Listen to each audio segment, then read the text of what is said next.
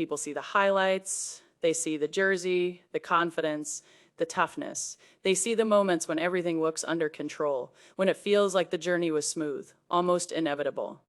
But what most people never see is the part before and between those moments, the quiet parts, the uncomfortable parts, the parts where nothing feels certain, even when everyone else thinks it is. For a long time, I believed that if I just kept working, if I stayed strong, if I didn't complain, those unseen parts would eventually disappear. And that once you reach a certain level, the struggle fades into the background. But that's not how it works. In fact, sometimes the struggle gets quieter, not smaller. And that makes it harder to explain, harder to share, harder to even understand yourself. There were days when everything looked fine on the outside. I showed up, I competed, I did my job, and from the outside, that's all anyone needed to see. But inside, there were questions I didn't have answers to, doubts I didn't feel allowed to say out loud, moments where I wondered if feeling overwhelmed meant I wasn't strong enough, or if feeling tired meant I wasn't and so grateful enough for the opportunity I had. Because when you reach this level, there's an unspoken rule that you're supposed to be okay. You're supposed to handle it.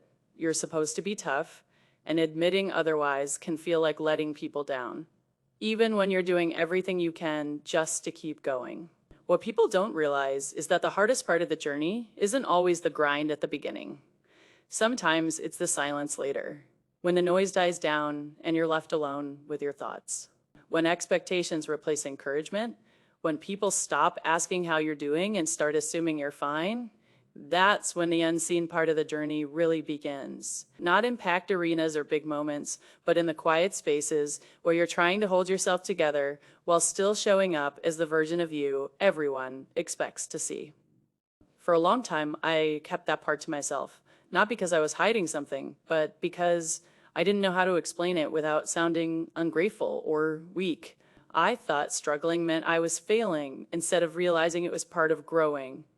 I thought strength meant carrying everything alone instead of understanding that strength can also mean acknowledging how heavy things really are, and that misunderstanding shaped more of my journey than most people will ever know. This is the part nobody saw, the part that didn't make it into interviews or highlights, the part that happened when the cameras were off and the expectations were still on. And it's not something I'm sharing for sympathy or attention. I'm sharing it because I know how many people are walking through their own unseen struggles, believing they're the only ones feeling this way, believing that success is supposed to erase doubt, pressure, and loneliness. It doesn't. Sometimes it just hides them better. From the outside, my journey probably looked straightforward. People saw confidence, competitiveness, intensity. They saw someone who looked like she belonged, someone who looked comfortable in her role, someone who didn't hesitate or second guess. And I understand why it looked that way. That's the version of you the world gets to see, the composed version, the strong version, the one who looks like she has everything figured out. But what people don't, realize is how much effort it takes to maintain that image, especially when you're still figuring things out yourself. Confidence on the outside doesn't mean clarity on the inside. Strength in public doesn't erase uncertainty in private. And the gap between those two versions of yourself can be exhausting to live in. There were moments when I felt pressure not just to perform, but to be a certain way, to match the image people had already created. Once that image exists, it becomes a standard to you're measured against, even on days when you don't feel like that person at all. And the hardest part is that no one tells you when that shift happens. One day you're chasing the dream, and the next day you're expected to protect it. Mistakes that once felt like learning moments start feeling heavier. Struggles that used to be part of the process suddenly feel like weaknesses you're not supposed to show anymore. And you start realizing that the journey isn't just about getting better at your craft. It's about managing expectations that keep growing faster than you can process them. I used to think that once you reach this level, things would slow down mentally, and that experience would bring peace. But instead, the questions just changed. Instead of asking, can I do this? You start asking, how long can I keep doing this? Instead of worrying about making it, you worry about staying. And that pressure doesn't come with a guidebook. It shows up quietly in moments when you're alone, when you're tired, when you're trying to remind yourself why you started in the first place. That's when the journey starts feeling less like a straight line and more like something you're constantly adjusting to, even while everyone else assumes you've already arrived. As time went on, I started realizing that some of the hardest battles weren't happening on the court at all. They were happening in my head. The pressure to live up to expectations didn't always show itself in obvious ways. It showed up in small moments, in how much rest I allowed myself, in how often I replayed mistakes long after everyone else had moved on. In the quiet fear of letting people down, even when no one was saying anything out loud. There's a strange loneliness that comes with that kind of pressure, because from the outside, everything still looks fine. You're still playing, you're still competing, you're still showing toughness, but inside, you're constantly negotiating with yourself, trying to balance ambition with exhaustion, confidence with doubt. And the hardest part is that you don't feel like you have permission to talk about it.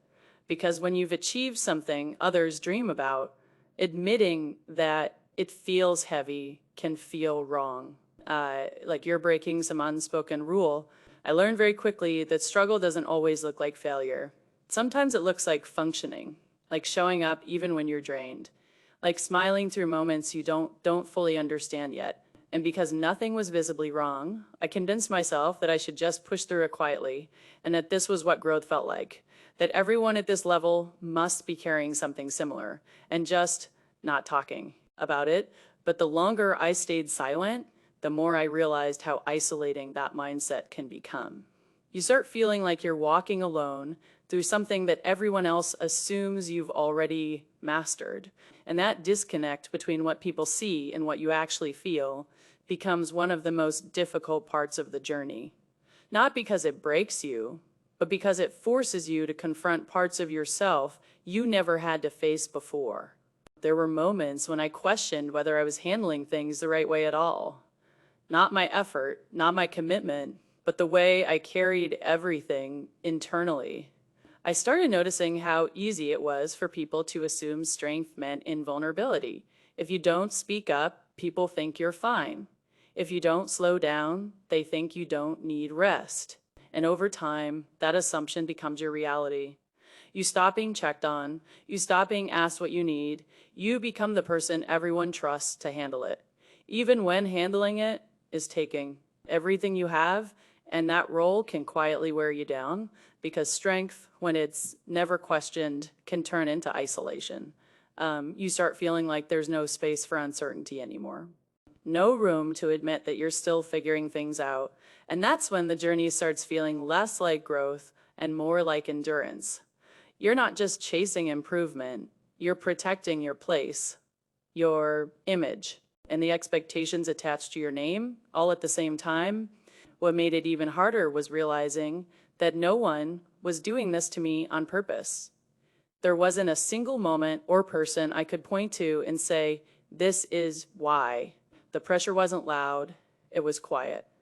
It lived in routines, in expectations, in the way you're treated once people believe you're capable of carrying more.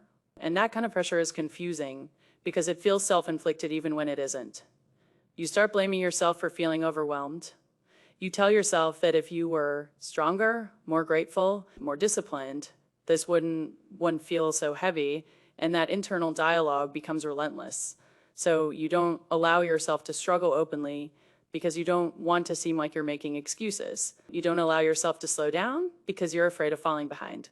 So you keep going, you perform, you compete, you smile, and slowly you learn how to survive without ever fully releasing the weight you're carrying. That's the part of the journey nobody sees.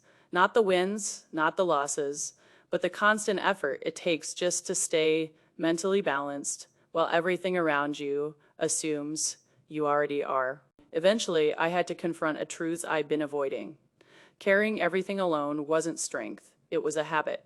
A habit I learned because it felt safer than explaining myself, because silence felt easier than being misunderstood. But over time, I realized that surviving isn't the same as growing. You can endure a lot and still be quietly shrinking inside.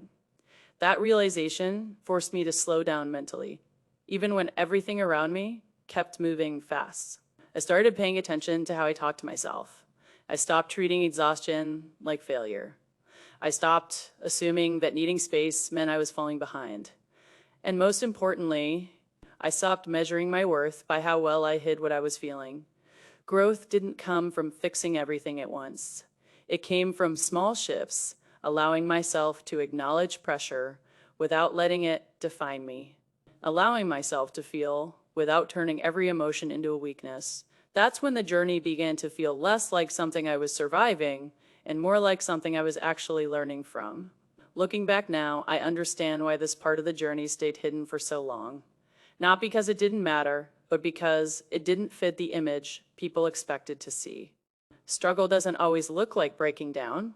Sometimes it looks like showing up every day while quietly carrying more than anyone realizes. It looks like learning how to be strong without becoming closed off. It looks like discovering that success doesn't erase uncertainty, it just changes the shape of it.